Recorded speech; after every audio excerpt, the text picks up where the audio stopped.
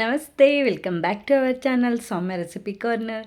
ಇವತ್ತು ನಾವು ಒಂದು ಸ್ಪೆಷಲ್ ಆಗಿರುವಂತಹ ಬದನೆಕಾಯಿಯಿಂದ ಅಂದರೆ ಹುಂಡೆ ಬದನೆಕಾಯಿಯಿಂದ ನಾವು ಒಂದು ಗ್ರೇವಿ ರೆಸಿಪಿನ ಮಾಡೋಣ. ಇದಂತೂ ಮಾಡಲಿಕ್ಕೆ ತುಂಬಾ ಈಸಿಯಾಗಿರುತ್ತೆ. ಹಾಗೆ ಇದನ್ನು ನಾವು ಚಪಾತಿಗೆ, ಅನ್ನಕ್ಕೆ ಎಲ್ಲ ಒಳ್ಳೆ ಕಾಂಬಿನೇಷನ್ ಅಂತಲೇ ಹೇಳ್ಬೋದು. ತುಂಬ ಈಸಿಯಾಗಿ, ತುಂಬ ಸಿಂಪಲ್ಲಾಗಿ ಯಾವ ರೀತಿಯಾಗಿ ಟೇಸ್ಟಿಯಾಗಿ ಮಾಡ್ಕೊಬೋದು ಅಂತ ನಾನು ಈ ವಿಡಿಯೋದಲ್ಲಿ ತೋರಿಸಿದ್ದೀನಿ. ಹಾಗೆ ಇವಾಗ ರೆಸಿಪಿ ಹೇಗೆ ಮಾಡೋದು ಅಂತ ನೋಡೋಣ ಬನ್ನಿ. ಮೊದಲಿಗೆ ನಾನು ಹುಂಡೆ ಬದನೆಕಾಯಿ ಗ್ರೇವಿ ಮಾಡಲಿಕ್ಕೆ 6 ಬದನೆಕಾಯಿನ ನಾನು ಈ ರೀತಿಯಾಗಿ 4 ಭಾಗಗಳಾಗಿ ಬದನೆಕಾಯಿನ ಕಟ್ ಮಾಡಿ ಇಟ್ಕೊಂಡಿದ್ದೀನಿ. ಕಟ್ ಮಾಡಿ ಇದನ್ನು ನಾನು ಉಪ್ಪು ನೀರಲ್ಲಿ 5 ನಿಮಿಷಗಳ ಕಾಲ ಇದನ್ನು ನೆನೆಯೋದಕ್ಕೆ ಬಿಟ್ಟಿದ್ದೀನಿ. ಅದಾದಮೇಲೆ ನಾನಿವಾಗ ಬದನೆಕಾಯಿಗೆ ನಾನು ಒಂದು ಚಿಟಿಕೆ ಉಪ್ಪು ಆಗೋಷ್ಟು ತೊಗೊಂಡು ನಾನು ಅದನ್ನು ಕಟ್ ಮಾಡಿದಂತಹ ಭಾಗಗಳಿಗೆಲ್ಲದಕ್ಕೂ ಕೂಡ ನಾನು ಇದನ್ನು ಈ ರೀತಿಯಾಗಿ ಸ್ಪ್ರೆಡ್ ಮಾಡ್ಕೊಂಡಿದ್ದೀನಿ. ಇದನ್ನು ನಾನಿವಾಗ ಒಂದು ಪ್ಯಾನ್ ಇಟ್ಕೊಂಡು ಪ್ಯಾನ್ಗೆ ಸ್ವಲ್ಪ ಆಯಿಲ್ ಹಾಕ್ಕೊಂಡಿದ್ದೀನಿ. ಎಲ್ಲ ಚೆನ್ನಾಗಿ ಕಾದ್ಮೇಲೆ ನಾನು ಕಟ್ ಮಾಡಿ ಮತ್ತು ಸ್ವಲ್ಪ ಸಾಲ್ಟ್ ಹಾಕಿರುವಂತಹ ಬದನೆಕಾಯಿ ಇತ್ತು ನೋಡಿ, ಅದನ್ನು ನಾನು ಸೇರಿಸ್ಕೊಂಡು ಇದನ್ನು ನಾವು ಮಿನಿಮಮ್ 50% ಆದರೂ ಹೀಗೇ ನಾವು ಆಯಿಲಲ್ಲಿ ಫ್ರೈ ಮಾಡ್ಕೊಬೇಕಾಗತ್ತೆ. ಇದನ್ನು ನಾವು ಕ್ಲೀನಾಗಿ ಕಲರ್ ಚೇಂಜ್ ಆಗಬೇಕು. ಹಾಗೆ ನಮಗೆ ಬದನೆಕಾಯಿ ಸ್ವಲ್ಪ ಬೆಂದಿರುವಂತಹದ್ದು ಗೊತ್ತಾಗುತ್ತೆ. ಅಲ್ಲಿ ತನಕ ನಾವು ಇದನ್ನು ಇದೇ ರೀತಿಯಾಗಿ ಒಂದು ಲಿಡ್ನು ಕೂಡ ಕ್ಲೋಸ್ ಮಾಡ್ಕೊಂಡು ಸ್ವಲ್ಪ ಹೊತ್ತು ಇದನ್ನು 5 to 10 ಮಿನಿಟ್ಸ್ ಇದನ್ನು ಬೇಯಿಸ್ಕೊಂಡ್ರೆ ಸಾಕಾಗುತ್ತೆ. ಏಕೆಂದರೆ ಬದನೆಕಾಯಿ ಬೇಗ ಬೇಯುತ್ತೆ. ಅದಕ್ಕೋಸ್ಕರ ಈಗ ನೀವು ನೋಡ್ತಾ ಇರ್ಬೋದು ಕಲರು ಕೂಡ ಚೇಂಜ್ ಆಗ್ತಾ ಇದೆ. ಹಾಗೆ ಬದನೆಕಾಯಿ ನಮಗೆ ಇಲ್ಲಿ 50% ಆಗೋಷ್ಟು ಚೆನ್ನಾಗಿ ಕುಕ್ ಆಗಿದೆ. ಇದನ್ನು ನಾನಿವಾಗ ತೆಗೆದು ಒಂದು ಪ್ಲೇಟ್ಗೆ ಟ್ರಾನ್ಸ್ಫರ್ ಮಾಡ್ಕೊತಾ ಇದ್ದೀನಿ. ಇಷ್ಟ ಆದರೆ ಸಾಕಾಗುತ್ತೆ, ನೀವು ನೋಡ್ತಾ ಇರ್ಬೋದು. ಇವಾಗ ನಾನು ಮತ್ತೆ ಅದೇ ಪ್ಯಾನ್ಗೆ ಇನ್ನೂ ಒಂದು ಸ್ವಲ್ಪ ಆಯಿಲ್ನ ಸೇರಿಸ್ಕೊತಾ ಇದ್ದೀನಿ. ಇವಾಗ ನಾನು ಆಯಿಲ್ನ ಸೇರಿಸ್ಕೊಂಡ್ಮೇಲೆ ಸ್ವಲ್ಪ ಆಯಿಲ್ ಬಿಸಿ ಆದಮೇಲೆ ನಾನಿವಾಗ ಇದಕ್ಕೆ ಸ್ವಲ್ಪ ಒಂದು ಅರ್ಧ ಟೇಬಲ್ ಸ್ಪೂನ್ ಆಗೋಷ್ಟು ಸಾಸಿವೆ ಹಾಗೆ ಹಸಿಮೆಣ್ಸಿನ್ಕಾಯಿ, ನಾನಿಲ್ಲಿ 2 ರಿಂದ 3 ಹಸಿಮೆಣ್ಸಿನ್ಕಾಯಿ ಯೂಸ್ ಮಾಡ್ತಾಯಿದ್ದೀನಿ. ಹಾಗೆ ಸ್ವಲ್ಪ ಕರಿಬೇವು, ಜೊತೆಗೆ ನಾನು ಇಲ್ಲಿ 2 ಈರುಳ್ಳಿನ ಚಿಕ್ಕದಾಗಿ ಕಟ್ ಮಾಡಿ ತೊಗೊಂಡಿರೋಂತಹದ್ದು. ಇದನ್ನು ನಾವು ಇವಾಗ ಸೇರಿಸ್ಕೊಂಡು ಚೆನ್ನಾಗಿ ಫ್ರೈ ಮಾಡ್ಕೊಳ್ಳೋಣ. ಇದು ನಮಗೆ ಕಲರ್ ಚೇಂಜ್ ಆಗಬೇಕು, ಸ್ವಲ್ಪ ಬ್ರೌನ್ ಆಗಿ ಟರ್ನ್ ಆಗಬೇಕು. ಅಲ್ಲಿ ತನಕ ನಾವು ಇದನ್ನು ಕ್ಲೀನಾಗಿ ಫ್ರೈ ಮಾಡ್ಕೊಳ್ಳೋಣ. ಈರುಳ್ಳಿ ಎಲ್ಲ ನಮಗೆ ಚೆನ್ನಾಗಿ ಫ್ರೈ ಆಗೋದ್ರಿಂದ ಟೇಸ್ಟು ತುಂಬಾ ಚೆನ್ನಾಗಿ ಬರುತ್ತೆ. ಹಾಗೆ ಈರುಳ್ಳಿನ ನೀವು ಇದರಲ್ಲಿ ಸ್ವಲ್ಪ ಹೆಚ್ಚಿಗೆ ಪ್ರಮಾಣದಲ್ಲಿ ಬಳಸಿದ್ರೆ ಟೇಸ್ಟು ಕೂಡ ತುಂಬಾ ಚೆನ್ನಾಗಿ ಬರುತ್ತೆ. ನೀವು ನೋಡ್ತಾ ಇರ್ಬೋದು ಈರುಳ್ಳಿ ಇವಾಗ ಕ್ಲೀನಾಗಿ ಫ್ರೈ ಆಗಿದೆ. ಈಗ ನಾನು ಇದಕ್ಕೆ ಟೊಮೆಟೋನ ಹಾಕ್ಕೊತಾ ಇದ್ದೀನಿ. ನಾನಿಲ್ಲಿ 3 ಟೊಮೆಟೋನ ಚಿಕ್ಕದಾಗಿ ಕಟ್ ಮಾಡಿ ಹಾಕ್ಕೊತಾ ಇರುವಂತಹದ್ದು. ಇದನ್ನು ಕೂಡ ನಾನು ಸೇರಿಸ್ಕೊಂಡು ಚೆನ್ನಾಗಿ ಫ್ರೈ ಮಾಡ್ಕೊಳ್ಳೋಣ. ಟೊಮೆಟೊ ಬೇಗ ಬೇಯಲಿ ಅಂತ ಹೇಳಿ ನಾನು ಸ್ವಲ್ಪ ಸಾಲ್ಟು ಕೂಡ ಸೇರಿಸ್ಕೊಂಡು ಇದನ್ನು ಟೊಮೆಟೊ ಎಲ್ಲ ಚೆನ್ನಾಗಿ ಮೆತ್ತಗಾಗಬೇಕು, ಅಲ್ಲಿ ತನಕ ನಾವು ಇದನ್ನು ಫ್ರೈ ಮಾಡ್ಕೊಳ್ಳೋಣ. ಟೊಮೆಟೊನ ನಿಮಗೆ ಹೀಗೆ ಹಾಕ್ಲಿಕ್ಕೆ ಇಷ್ಟ ಆಗಲ್ಲ ಅಂದರೆ ಇದನ್ನು ನೀವು ಸ್ವಲ್ಪ ರುಬ್ಕೊಂಡು ಪೇಸ್ಟ್ ಮಾಡಿಕೊಂಡು ಕೂಡ ನೀವು ಯೂಸ್ ಮಾಡ್ಬೋದು. ಇವಾಗ ನೀವು ನೋಡ್ತಾ ಇದ್ದೀರಾ ಟೊಮೆಟೊ ಎಲ್ಲ ನಮಗೆ ಚೆನ್ನಾಗಿ ಇವಾಗ ಇಷ್ಟು ಮೆತ್ತಗಾದರೆ ಸಾಕಾಗುತ್ತೆ. ಇದು ಬೇಯ್ತಾ ಇರಲಿ ಅಷ್ಟರಲ್ಲಿ ನಾನು ಇದಕ್ಕೆ ಒಂದು ರುಬ್ಲಿಕ್ಕೆ ಮಸಾಲಾನ ರೆಡಿ ಮಾಡ್ಕೊಬೇಕಾಗತ್ತೆ. ಅದಕ್ಕೋಸ್ಕರ ನಾನು ಒಂದು ಅರ್ಧ ಕಪ್ ಆಗೋಷ್ಟು ಕಡಲೆ ಬೀಜನ ನಾನು ಸೇರಿಸ್ಕೊಂಡು ಇದನ್ನು ಕ್ಲೀನಾಗಿ ಹುರ್ಕೊತಾ ಇದ್ದೀನಿ. ನೀವು ನೋಡ್ತಾ ಇದ್ದೀರಾ ಕಲರ್ ಚೇಂಜ್ ಆಗಬೇಕು ಅಂದರೆ ಇಷ್ಟ ಆದರೆ ಸಾಕಾಗುತ್ತೆ ನಮಗೆ.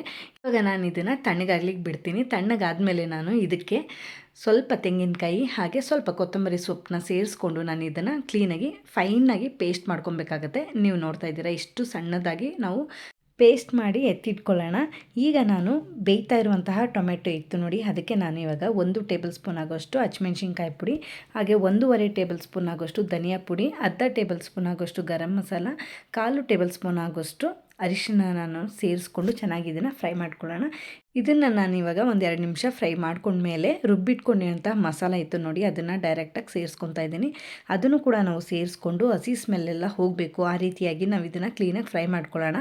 ಹಾಗೆ ಇದನ್ನು ನಾವು ಲೋ ಫ್ಲೇಮಲ್ಲಿ ಮಾಡ್ಕೊಳ್ಳೋಣ. ಇಲ್ಲ ಅಂದರೆ ನಾವು ಕಡಲೆ ಬೀಜ ಹಾಕಿರೋದ್ರಿಂದ ಅದು ನಮಗೆ ಸ್ವಲ್ಪ ಬೇಗ ಗಟ್ಟಿ ಆಗುತ್ತೆ, ತಳ ಹಿಡಿಯುತ್ತೆ. ಅದಕ್ಕೋಸ್ಕರ ನಾವು ಇದನ್ನು ಲೋ ಫ್ಲೇಮಲ್ಲಿ ಇದೇ ರೀತಿಯಾಗಿ ಮಿಕ್ಸ್ ಮಾಡಿಕೊಂಡು ಹಸಿ ಸ್ಮೆಲ್ಲೆಲ್ಲ ಹೋಗಿಸ್ಕೊಂಡು ಇದನ್ನು ಬೇಯಿಸ್ಕೊಬೇಕಾಗತ್ತೆ. ಇವಾಗ ನಾನು ಸ್ವಲ್ಪ ನೀರನ್ನು ಕೂಡ ನಾನು ಆ್ಯಡ್ ಮಾಡ್ತಾ ಇದ್ದೀನಿ. ನೀವು ನೋಡ್ತಾ ಇರ್ಬೋದು ಆ್ಯಡ್ ಮಾಡಿಕೊಂಡು ಇದನ್ನು ಗ್ರೇವಿ ಕನ್ಸಿಸ್ಟೆನ್ಸಿಗೆ ನಾವು ರೆಡಿ ಮಾಡ್ಕೊಬೇಕಾಗತ್ತೆ. ಹಾಗೆ ನಾವು ಇದನ್ನು ಸ್ವಲ್ಪ ತಿಕ್ಕಾಗೇ ಮಾಡ್ಕೊಬೇಕಾಗತ್ತೆ. ಮತ್ತು ಬೇಯಿಸಿದಾಗಲೂ ಕೂಡ ಇದನ್ನು ಸ್ವಲ್ಪ ತಿಕ್ಕಾಗುತ್ತೆ. ಅದಕ್ಕೋಸ್ಕರ ನೀವು ನೋಡಿಕೊಂಡು ನೀರು ಹಾಕ್ಕೊಳ್ಳಿ. ಇವಾಗ ಇದಕ್ಕೆ ನಾನು ರುಚಿಗೆ ತಕ್ಕಷ್ಟು ಉಪ್ಪನ್ನು ಕೂಡ ಸೇರಿಸ್ಕೊಂಡು ಇದನ್ನು ಚೆನ್ನಾಗಿ ಕುದಿಯೋದಕ್ಕೆ ಬಿಡೋಣ. ಮಸಾಲ ಎಲ್ಲ ತುಂಬ ಚೆನ್ನಾಗಿ ಕುದ್ದು ನಮಗೆ ಗಟ್ಟಿ ಆಗಬೇಕಾಗತ್ತೆ. ಅಲ್ಲಿ ತನಕ ನಾವು ಇದನ್ನು ಕ್ಲೀನಾಗಿ ಬೇಯಿಸ್ಕೊಬೇಕಾಗತ್ತೆ. ನೀವು ನೋಡ್ತಾ ಇದ್ದೀರಾ ಒಳ್ಳೆ ಕನ್ಸಿಸ್ಟೆನ್ಸಿ ರೆಡಿಯಾಗಿದೆ. ಈಗ ಇದಕ್ಕೆ ನಾವು ಒಂದು ಲಿಡ್ನು ಕೂಡ ಕ್ಲೋಸ್ ಮಾಡಿಕೊಂಡು ಕುದಿಯೋದಕ್ಕೆ ಅಂತ ಬಿಡೋಣ. ಇವಾಗ ನೀವು ನೋಡ್ತಾ ಇರ್ಬೋದು ತುಂಬಾ ಚೆನ್ನಾಗಿ ನಮಗೆ ಗ್ರೇವಿ ಕುದಿಯೋದಕ್ಕೆ ಸ್ಟಾರ್ಟ್ ಆಗಿದೆ. ಇವಾಗ ನಾವು ಬೇಯಿಸಿಟ್ಕೊಂಡಿರೋಂತಹ ಬದನೆಕಾಯಿ ಇತ್ತು ನೋಡಿ, ಆಯಿಲಲ್ಲಿ ಬಾಣಲೆಯಲ್ಲಿ. ಅದನ್ನು ನಾನಿವಾಗ ಒಂದೊಂದನ್ನೇ ಸೇರಿಸ್ತಾ ಇದ್ದೀನಿ. ಇದನ್ನು ನಾವು ಸೇರಿಸ್ಕೊಂಡು ಬೇಯಿಸೋದ್ರಿಂದ ಇವಾಗ ನಮಗೆ ಬದನೆಕಾಯಿ ಉಪ್ಪು ಖಾರ ಎಲ್ಲವೂ ಕೂಡ ಮಸಾಲ ತುಂಬಾ ಚೆನ್ನಾಗಿ ಹಿಡಿಯುತ್ತೆ.